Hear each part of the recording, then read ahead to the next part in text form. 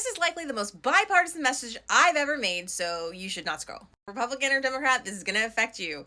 But I'm going to talk to the Democrats first. Those of you that are talking about the SAVE Act, you need to be real careful about how you do this, because some of y'all are starting to sound, some of the videos I've seen haven't been entirely honest or not accurate in their analysis of this. And so I want to try to do this as clearly as possible. This act would require that you have a real ID, an enhanced ID that shows your citizenship, and only 5 states currently do this. So only in these 5 states can you get a driver's license that would permit you to vote. Everywhere else, you would have to provide documentation, additional documentation, like a birth certificate. Here's where it impacts women.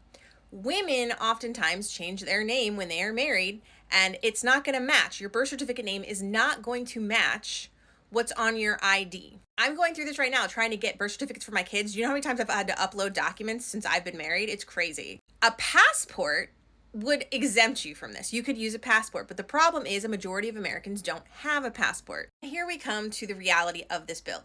It's not meant to stop women from voting. It's meant to stop everyone from voting. It's meant to be a barrier. So for instance, it would take away mail-in voting because you have to be present to show and prove your citizenship. So already we know that in-person voting favors Republican voting. But here's the interesting thing. This would disproportionately impact Republican women because Republican women are more likely to change their names when they get married. We know that younger, more educated women are less likely to change their names. They're typically going to vote Democrats. And while typically we see that Black women are less likely to change their name, they're also less likely to be able to obtain documentation. This is what the research shows. So it's going to, again, disproportionately affect Black women. Also, transgender people stopped issuing passports to transgender people.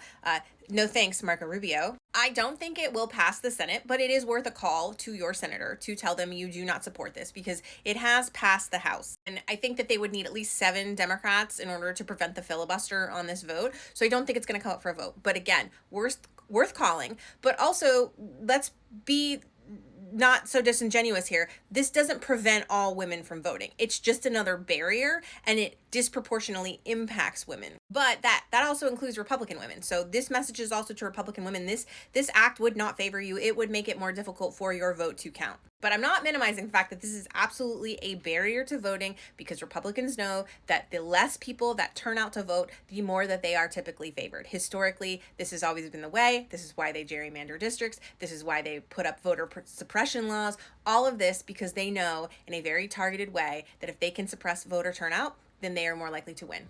Expect this and resist. Thank you. Bye. This is likely the most bipartisan message I've ever made, so you should not scroll. Republican or Democrat?